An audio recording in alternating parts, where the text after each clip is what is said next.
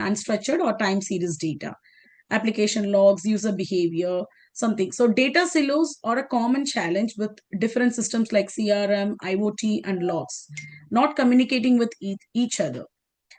So what is the solution? The best solution for the above problem, the data silos problem, is ETL. So we need to build ETL. ETL stands for extract, transform, and load pipeline, right? So ETL pipeline to integrate your data from these disparate sources. We'll be using a Python environment managed through Google Colab with key libraries like Pandas, NumPy, Scikit-learn, Matplotlib, then Seaborn. So we are also be working with SQL and NoSQL databases to store and query your integrated data, right? So you may have a lot of data in a different landscapes. These systems do not talk to each other. So the solution to this problem is ETL pipeline, extract, transform, load. So we have a lot of tools, as I discussed earlier. If you want to do any kind of data analysis, we have Pandas. If you want to do any kind of a data manipulation, like a numerical mathematical function, then we have a NumPy, right? So how do we bring these together? Though you have a different sources, as I discussed earlier, we have CRM file, IoT sensor data, application logs, even the user behavior might be stored in NoSQL databases. How are you going to bring these together? With the help of ETL pipeline. Okay. In the actual program, we'll be considering this as a one day, like 8 hours course, where we'll be talking about how we are going to build a complete ETL pipelines from scratch using SQL and Python, right? By day 2, we'll be start exploring the EDA stuff. Right. So once you have extracted your data, where do you put it? If your data has clear relationship and you need ACID guarantees like financial transaction, they use a SQL one. So SQL databases are structured and rigid. It is best suited for transactions and user identity management. And again, we have other kind of a data called NoSQL. NoSQL databases are flexible and scalable, best suited for unstructured text and feeds. Sometimes it is suited for user logs as well, right? So the choices between SQL and NoSQL, it purely depends on the specific needs of your application and data. So SQL provides a well-defined schema and strong data consistency, which is making it ideal for financial transactions and user accounts. And NoSQL offers flexibility in kind of a data modeling and high scalability. So making it a good fit for rapidly changing data like user activity logs and social media feeds. Okay. Consider the trade-off between consistency, availability, and partition tolerance. Okay. When choosing between SQL and NoSQL. Ultimately, many applications benefit from using a combination of both SQL and NoSQL databases just to leverage the strength of each approach, right? Okay, now let's talk about our data formats where you can save thousands in cloud cost. So JSON is like a kind of a human readable format. JSON is a human readable format, but it can be slower to process compared to more efficient format like Parquet file. However, JSON is great for APIs and data exchange as it is easy for humans to read and it is easy for humans to write. So it's quite easy for humans to read and write. Okay. Parquet file, on the other hand, is a machine readable format that uses a different storage. It's a columnar storage. So this makes it easier, much faster for analytics and training any kind of machine learning model. So the key difference between Parquet file and JSON file is a processing time. So processing time is significant. If you take any task, it takes 6 hours in JSON. That the task to be completed in 6 hours. But in Parquet file, it is just in 45 minutes. Okay. I recently worked with some kind of a training data in JSON. So the model training time is 6 hours. So we converted that into a Parquet file and the new training time is 45 minutes. Same data, same model, a different format, right? So, but look at the training time. There is a significant difference between JSON and Parquet file here. Okay. So before we build any model, we need to format our data into a suitable format. Your data might be stored in any different sources. Sometimes your data may be in SQL, NoSQL, or even you can save your data in your local directory. At the end of the day, we need to pull the data and we have to put it together before we do or before we create an ETL pipeline, right? So the best suitable format is Parquet file. And the next phase is EDA. EDA stands for exploratory data analysis, right? So this is my favorite slide because it is the most honest representation of a data preparation, right? Garbage in, garbage out. No matter how sophisticated your model is, if your input data is garbage, your output will be garbage, right?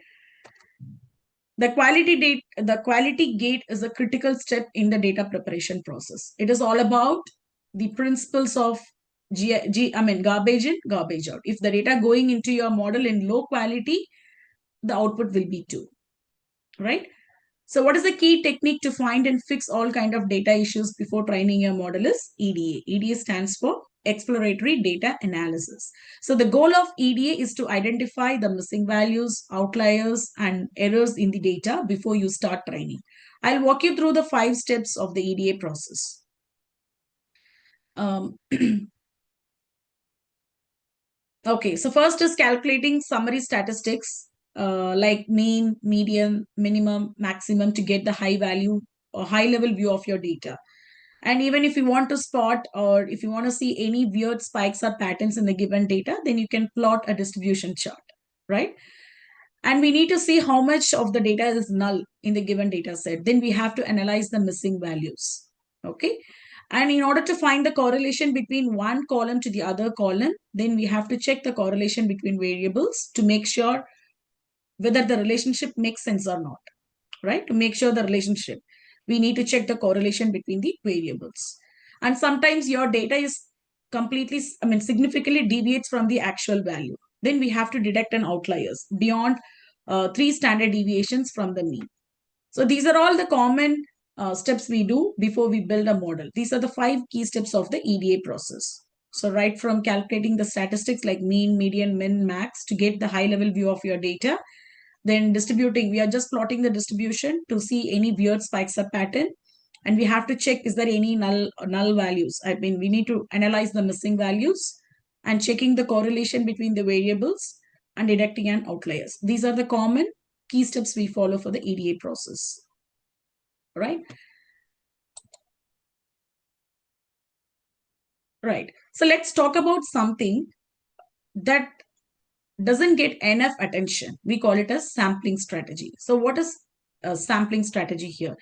If you're imagine if you're planning to build a credit scoring model, and if you use a random sampling, you might end up with only 2% representation of minority groups, right? But if those 2% have systematically different behaviors due to historical discrimination or not merit, your model will be worse for them, okay? So random sampling is one of the fast and efficient way, but it risks underrepresenting minority groups. It will lead to a biased results. Imagine you have a fraudulent data set. Out of 100, 80% of the rows are non-fraudulent and remaining 20 is fraudulent. When you try to divide this data into training sets and test sets, sometimes during random sampling, your minority sample is less. Either it may fall under training sample or test sample, right? This will affect your model performance because sometimes it might be biased towards the largest value. So stratified sampling ensures that all user groups are represented equally, meaning either we have to do a undersampling or oversampling. When you try to do undersampling, either we have to reduce 90% into 10%, right? Or if you want to do an oversampling, all your 10% samples will be upgraded to 90%. So we have to equally keep our data to distribute before we build a model or before we split the data into training sets and test sets.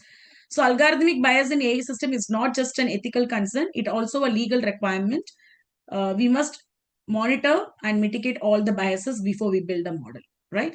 Our training program will cover all sampling strategies, all fairness metrics, and regulatory compliance to help you build ethical AI systems, right? So this is not about just being nice. Most of the, firms, especially it requires the financial institutions to monitor all the algorithmic bias because biased AI is illegal, all right? So we need to make sure, or we have to dedicate an entire module to sample the strategies and the fairness metrics. With that, we could able to implement the stratified sampling, which will help us to test for disparate impact, and we could also able to learn some regulatory compliance documentations. Okay. So random sampling and stratified sampling. Okay, the next step is feature engineering. This is again the process of translating the human reality into machine readable vectors. It is like the bridge between the real world problem and the mathematical models. We use it in machine learning. I will give you a couple of examples to illustrate the concept here. One is one hot encoding. So one hot encoding is like representing a categorical variable like Monday. Monday as a vector of zeros and ones. Because machine understands only the numeric type of data. So we have to convert that into vectors. Then text to word vectors. We are just trying to translating the text descriptions into numerical vectors. That captures all the semantics. So we teach all practical techniques for feature engineering, including encoding the categorical variable in different ways, transforming numerical features like log scaling or standardization. Even if you want to some extract temporal features like day, month, year, that is also falling under feature, and creating text features like TF, IDF, and word embedding if you are planning to do any kind of an NLP, right? So feature engineering is both an art and a science. It takes practice to get right. So that's why our course gives again 8 hours of guided practice to really master these techniques. So this is the heart of machine learning, translating human reality into a machine vectors. Your model doesn't understand Monday. It understands only number. So the solution for that is one hot encoding, right? So the quality of your feature determines the ceiling of your model performance. Perfect algorithm with bad features will underperform a simple algorithm with great features. So keep that in mind before we build a model, okay?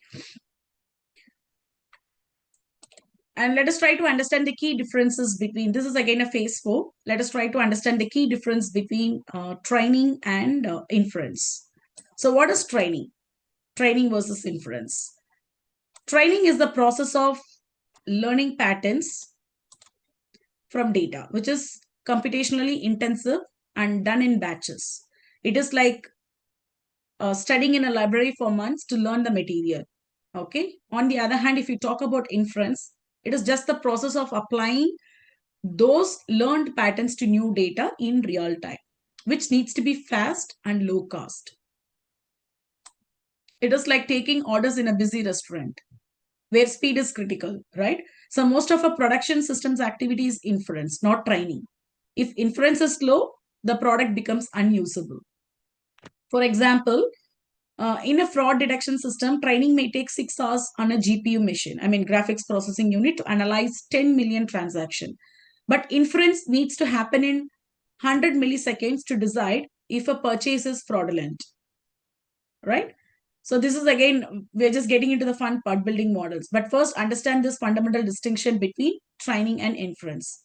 So training like studying in a library for months. Inference is like taking orders in a busy restaurant, right?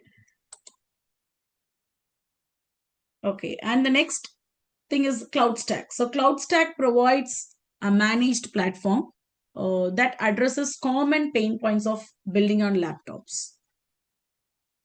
Okay, let's try to easily spin up our powerful GPUs. So whenever we need an instance, we can spin up powerful GPU as needed, and then we can shut them down when finished. So we can scale down and scale up based on our requirement. And the second one is security and compliance. So cloud platforms provides enterprise grade security. And version control is more important because easily we can track and roll back every experiment. It will avoid the hassle of managing all your code and data locally. And the common mistakes what data scientists do is often they waste weeks setting up TensorFlow on their laptops, struggling with CUDA drivers. So it's better to avoid installing a TensorFlow, any kind of an application on your machine. Rather, we can use some managed platforms instead, right? So all labs in our bootcamp, what we generally do, we'll be running all these in Google Colab, which provides free GPU access with zero setup in the browser. Okay, with the cloud environment, with simple browser, we could able to access the Google Colab. So if you want to train and serve your model, where do we do this? Using this managed platform. Okay. We don't need to build all these things on a laptop, or no need to deploy any tools and techniques to be in our machine. Better we can completely rely on Google Colab. It has a lot of benefits like scalable GPUs. It has the security compliance like SOC2, IS 42701, and GDPR ready, right? And version control is also there. We can track every experiment. We can also roll back easily, right? So most of the data scientists spends weeks to set up this one. Better stop that. Use some managed platforms. And the next important thing is API inference. So therefore, we'll be building a fast API service. We'll be learning the RESTful design. It requires validation, response catching, error handling, all kind of authentications will be done here. So API is like a bridge between your AI brain and user experience. Okay. Let us try to understand the literal meaning of the interface, API interface, which is a key part of a microservice architecture. Okay. Can anyone able to explain what is microservice here and why does we require?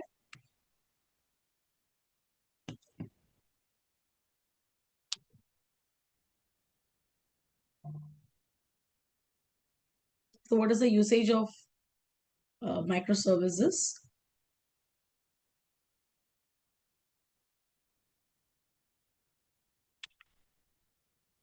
Any guess?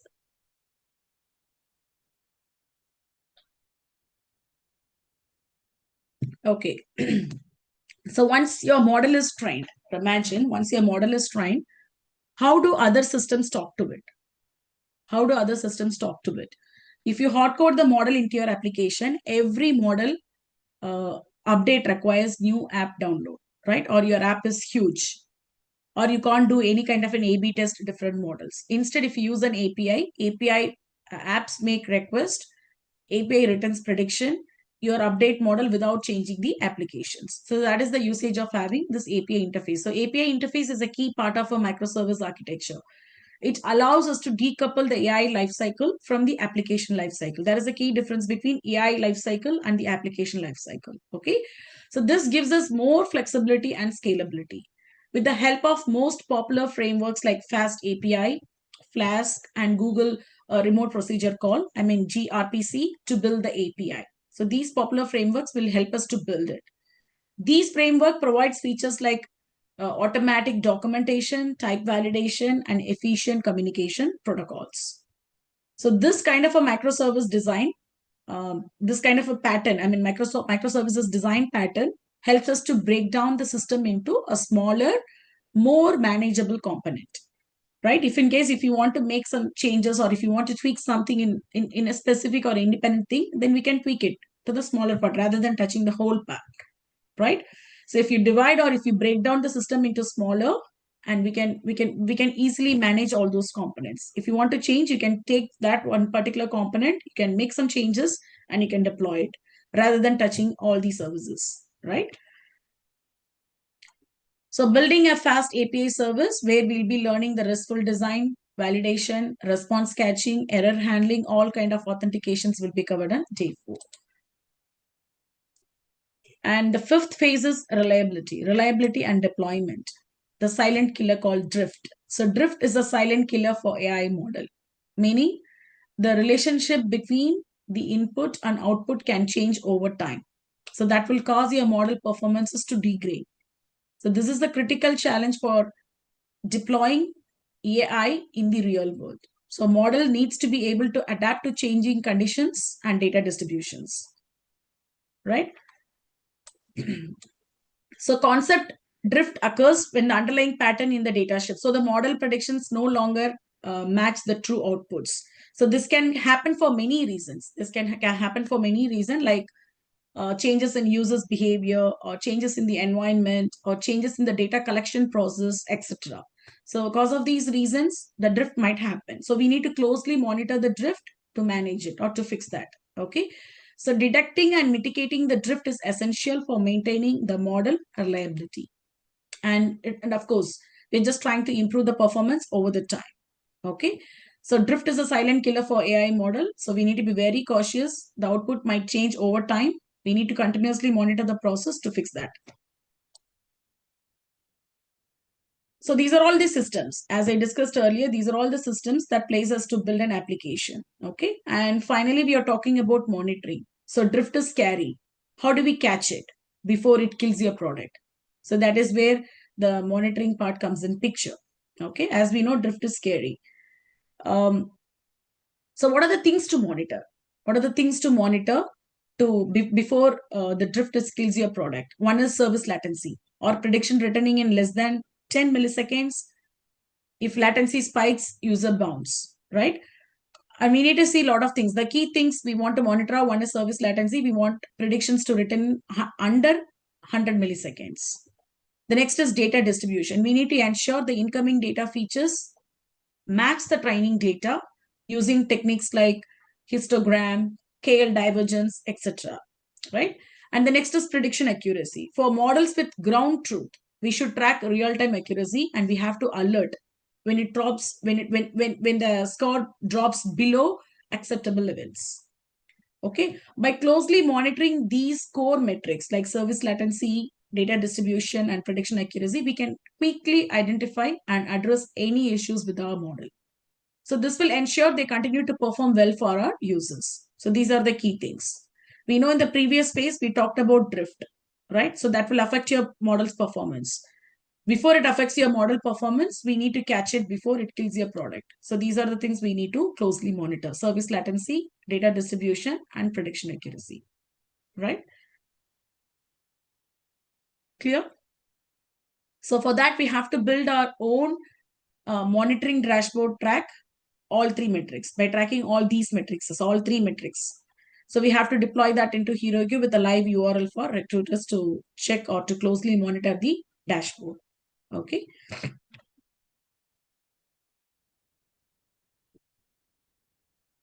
Okay. And this is our applying DevOps principle to machine learning. Okay. Development operation principles to machine learning. Here is the workflow. You can have a quick look. So MLOps applies DevOps principle to machine learning, meaning like we are trying to automate the end-to-end process. We're trying to automate the end-to-end process. Data scientists push code changes to GitHub. That is triggering the automated test to check for data schema violation. And secondly, it's cloud platform that automatically trains your model and if successful, deploys the new model to production to replace the old one, right? So this streamlines the machine learning lifecycle, reducing the manual effort and increasing the reliability and speed of model updates, right? So the general workflow here, data scientist pushes code to GitHub, automated test checks for data schema violation, then cloud platform automatically trains your model. If the model is successful, the new model replaces old in production. Meaning here from code commit to production with zero manual steps. Okay. Without MLOps, deploying takes 2 weeks for you to deploy. You deploy once a quarter with MLOps. Sorry, without MLOps, it will take 2 weeks to deploy. With MLOps, deploying takes 20 minutes. You deploy daily.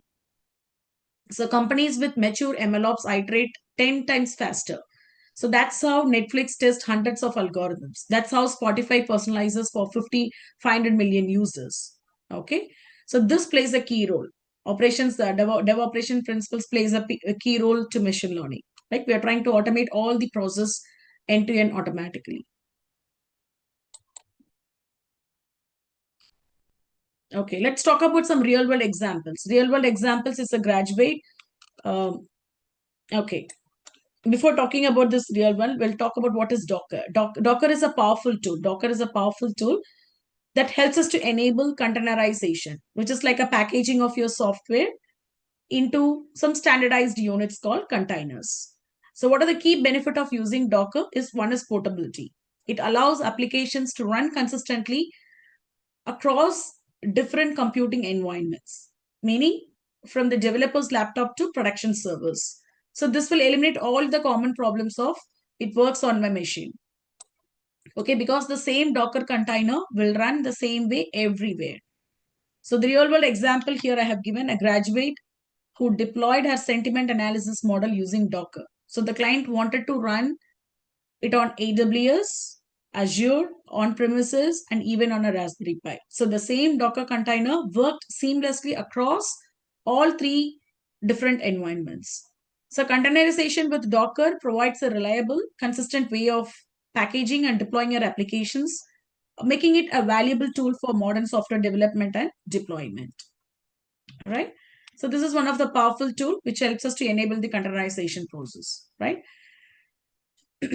So you build a meaning like if you want to take this in a layman term, you build a model on your laptop. Maybe you may have a Python 3.9 version and TensorFlow 2.8, right? Production server has Python 3.7, TensorFlow 2.3. So both are different versions. Production server has different version and your laptop has a different version. What is the result? The model crashes with cryptic dependency error, right? So the solution for that cryptic dependency error is Docker solution. We have to package your model, all your dependencies into a container. Same environment, laptop, and you can deploy this anywhere, even in AWS, Azure, Google Cloud, or even on premises. So no more works on my machine excuses. Clear? So Docker is the difference between I build a cool project and I shipped a production system. And finally, let's put everything together with a real world case study.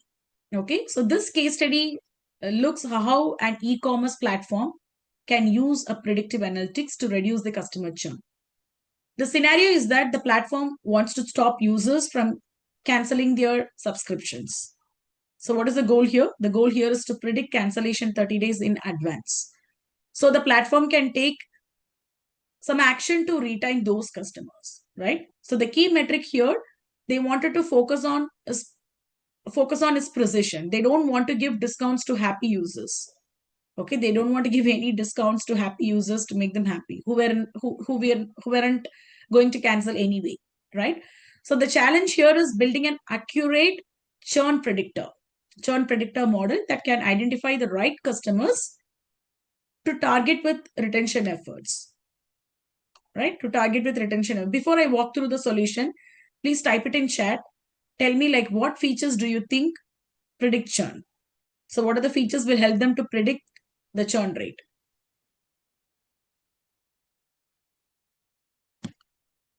So imagine you're just going to build an application, churn predictor model that will help us to identify the right customer to target with retention efforts.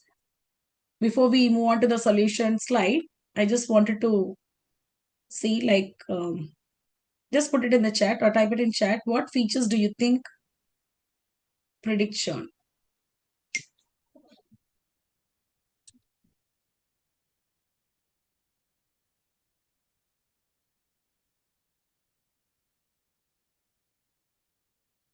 Yes.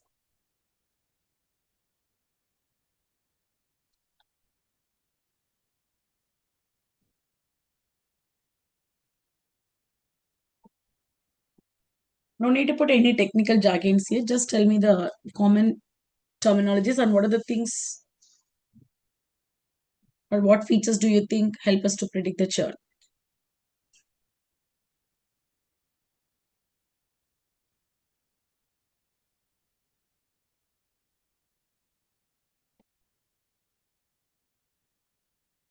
Okay, calls to customer care about termination of services. Okay, then so now you have your historical data with you, Ms. Smita. Like you have some historical data. With that, we are going to predict any features, any field. What are the fields? Okay, this is like verbally we can do, but with the help of ML model, how we are going to predict it? Okay, let's see how professionals. Anyway, thanks for typing here, Ms. Smita. Thank you. So let's see how a professional would approach this, right? Uh, this particular slides provides a walkthrough of the 5 phases of the churn prediction model development phase, right from architecture, ARC, ETL phase. We extract clickstreams data from MongoDB or through some relational DB, RDBMS, okay? And we are just going to load it into a PostgreSQL database, okay? Or if you're going to convert that into a Parquet file, that is also fine. The first thing we need to do an extraction. Secondly is a prep. In the prep, we'll be doing some stratified sample. We have two different kind of a sampling. One is random and stratified. As I discussed earlier, if you do a random sampling, if in case if your actual data set has imbalanced data, then probably it will leads to the model might be biased towards the majority samples. Okay, to avoid that, we have to go with a stratified sample phase. We ensure the training data includes a representative sample of churned user despite the low overall churn rate, right? And thirdly, in the development. So I have given one model, but we have to play around with multiple models. Okay, if you train XGBoost model on cloud phase, we train an XGBoost model on AWS SageMaker or any cloud provider, right? Using some kind of an engineering features to achieve 78% precision in predicting churners. Okay. After developing this model, we need to closely monitor the seasonality drift phase. Okay. We need to closely monitor the drift. Okay. We account for differences in churn patterns between seasons by using separate models and monitoring for drift using a weekly PSI calculation. Okay. And finally is operation, just as auto retrain weekly on new churn data phase, we automatically retrain the model if new churn data is available. Okay, then we'll be doing some A/B kind of a test, the new model, and promote it to production if it shows a lift of over 2%. Okay, so these are the 5 phases: ETL phase, preparation phase, development phase, monitoring phase, and operation. Okay, so these are the 5 phases. So before we talk next step, common questions, here, I'll show you one thing. Okay, so before we talk next steps, common questions. Do I need to be a data scientist? Do I need to be a data scientist?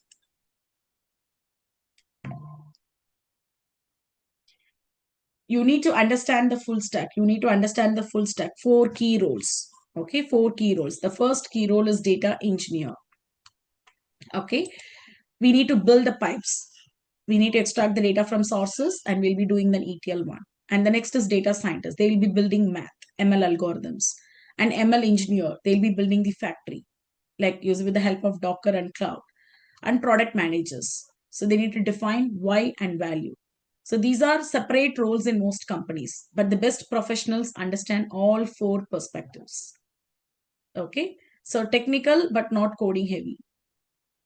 So we need to use different mindset for technical depth. Whatever we have gone through a complete systems, right? Right from, so the human stack represents the key roles involved in building a data-driven products and solutions. So data engineers build the pipes, meaning like the infrastructure and data pipelines to collect, process, and store the data. Okay. Data scientist builds the math. They apply some statistical machine learning techniques to extract insights from the given data, right? And ML engineers, they'll be building the factory. They operationalize the models and algorithms, and they are deploying that into a production environment. And finally, the product managers define the why and the value. They understand the business needs and user requirements. Okay. And they ensures that solutions deliver the value. Each of these roles is critical for successfully building and deploying effective data-driven applications. So these are the 5 human stacks. The key roles represents or that involved in building a data-driven products, right? And our actual course, like Applied AI for Product Development and Innovation course, covers all 4 perspectives. Okay. We'll be covering a 5 days. It's a 40 hours program, 8 hours per day. So we'll be covering each step. First day we'll be doing ETL with 8 hours, data preparation 8 hours, development 8 hours, monitoring 8, and finally we are deploying into a production environment using Docker. That is 8 hours. So total 40 hours. We are planning to run this course. So no need to worry about this. You don't need to be an expert in all 4, but it speaks the language. So that's what we teach. Okay. So data scientists know how to collaborate. Engineers know how to translate the business into technical, and all kind of things. Our curriculum covers all 4 perspectives, right? Okay, so next quick note on where AI is heading. I know you are thinking about Chat GPT, Gemini, or Copilot, right? So here it what it goes. One is predictive AI and intersections. Okay, Gen AI, predictive AI and Gen AI. What is predictive AI? So predictive AI helps us to classify the existing data. Focus of today. Whereas Gen AI creating new data, the new frontier, right? So we'll try to explore these key differences. Predictive AI is mainly focused on today's presentations. It involves classifying your data or analyzing your existing data, such as churn rate or churn predictions or fraud predictions. So this is a well-established field in AI and analytics. In contrast, generative AI is the new frontier. It creates a new data like text, images, and code. So it taps into creative and imaginative capabilities of AI. So we will explore the key differences between the two paradigms. Okay. Predictive AI is about understanding the past and present. Generative AI is about imagining and creating the future. Right. So that's the key difference between two. Gen AI is flashy, but predictive AI pays the bills. So master fundamentals first, then add Gen AI as a tool. Okay. Though you have Gen AI, if you are not clear about the fundamental systems, then it is difficult for us to build an application. So first we need to master the fundamentals. Okay. We'll try to build the model. We'll try to predict the AI. Then later we'll add Gen AI as a tool. Okay. And the key differences between strategies question. When should you build and when should you buy? Okay. So this particular slide outlines a build versus buy strategy for our product development. So the key here is to focus on in-house development efforts on the core. Okay, like strategies areas where we need to maximize our control, where we need to minimize the control and customization. Even for non-code features, we should look to buy off some kind of a solution that provide fast, efficient functionality, right? So buying APIs and commodity features like OCR and generic chat allows us to quickly add the capabilities without the overhead of building them from the scratch, right? So buying, when you talk about, I mean, like the e-commerce company, product image recognitions, that is buy. You might also buy recommendations like Unix customer behavior is with the help of Unix customers behavior, we could able to build an applications. So we teach you to build. We teach you to build because so that's where the value is, where interesting jobs are. And once you can build, you can intelligently evaluate what to buy. Okay. So that's the key differences between build versus buy here. Okay, finally, let's recap like what we have covered in 15 minutes, right? One is architect pipelines. We are trying to integrate the heterogeneous data sources like using ETL, SQL, NoSQL, and Parquet format. Next, applying EDA, exploratory analysis, and sampling techniques for quality and ethics. Third, monitor for drift. So we have to detect the distribution shift using some statistical methods and dashboards. And the fourth one is automate with MLOps. We are going to implement CI/CD pipelines, Docker containerization, and continuous retraining. This is not just about code, it's about systems. So taking AI from notebook to production. So that's the key difference between the portfolio project and a promotion. Hope you understand what I mean here. So this particular masterclass summarizes, this provides you an overview of the key topics covered in the training. We will start by discussing how to architect data pipeline using ETL technique. Then this involves integrating data from heterogeneous sources. Next, we will cover validating the quality of your data. This helps ensure the data is accurate, clean, and consistent, right? And ethically sound. So that plays a vital role. We will then look at monitoring model for drift using statistical methods and dashboards to detect distribution shift over the time. Finally, we'll be exploring the automating the machine learning lifecycle with MLOps practices. So this includes implementing CI/CD pipelines, continuous retraining of your model, and we are just containing your application like using Docker containerization. Okay. So if you have stuck with me this whole time, thank you. This was a lot of information. 1 hour is just scratching the surface. Even I came to know that in the chat, like all are new to this. We will be training this from the scratch. No, I mean, if you are good at like basics, Python languages like writing functions, knowing some classes, loops, iterations, that is sufficient. We will help you to, come up with a complete building and applications. So a lot of information. I understand this is a lot of information. 1 hour is just scratching the surface. So which brings me to take you to the next one. And finally, we have a Q&A. We have covered a lot of ground in this presentation, like the challenges, the critical success factors, and the steps to build and deploy the AI solution. Now it's time to open it up for questions. This is your chance to get any lingering doubts or concerns addressed. Here I have written something like 87% failure rate is a sobering statistic, but it doesn't have to be your story. By following the systems, by following the workflows we have outlined, you can beat the odds and build AI that actually ships and deliver the value. So please don't hold back. So ask me anything. I'm here to make sure you leave today feeling confident and empowered in your ability to succeed with AI. So the floor is yours. What questions do you have? Even if you're not a coder, the question may come, I'm not a coder, can I take this? So if you can write basic Python like loops, functions, if else statements, you're ready. Just refresh before taking up this course. That is more sufficient.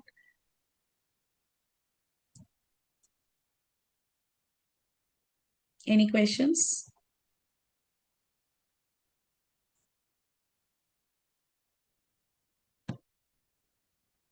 Okay, so thank you for your time today. Whether you, thanks for joining this masterclass. I hope you have a clearer picture of production's AI system. I will take it to the next slide. Here we'll be finding some links here.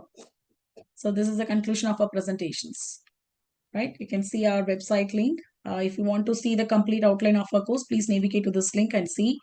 And you can touch base with our admin team to know more about this course. Okay. So if you're ready to transform your product development with AI, please join with us. Um, we will be covering up all the things in 40 hours, right? From architecting the pipelines, validating the data, monitoring for drift, and automating with MLOps, right? So thank you so much for your time and attention today, guys. Whether you join our bootcamp or not, I hope you walk away with a clearer picture of what it makes to build a production AI system. Thank you so much, everyone. If no questions, please, would you like to share something, Ms. Arden? Yes, everyone. I would like to ask to open your camera so we could take a picture for your attendance. And also, I sent a link for your certificate. Please do not forget to sign up for your attendance together with your certificate to be issued. Everyone, would you mind if can you please open your cam so that we could take a photo? Yeah, thank you, Mr. James.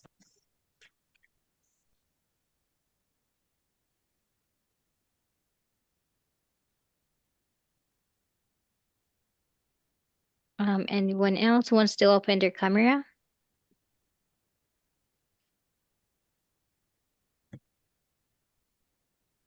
Okay, so 1, 2, 3, smile.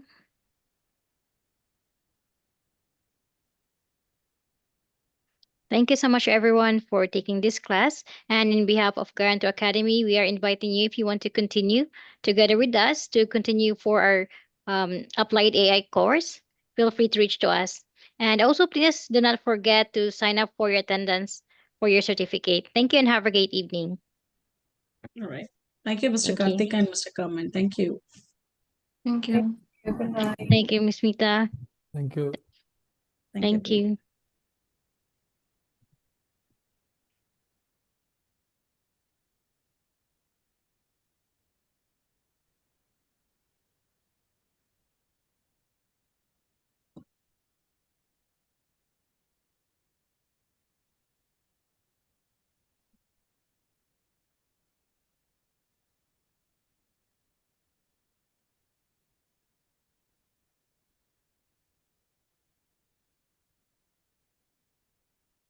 Thank you, Ms. Arden. Thanks for your time as well. Thank you so much, Mr. And see you in the upcoming class. Thank you, Yes, ma'am. yes. Thank you. Thank you, Arden. Thank Thank you. you. Good evening. Yeah, good evening.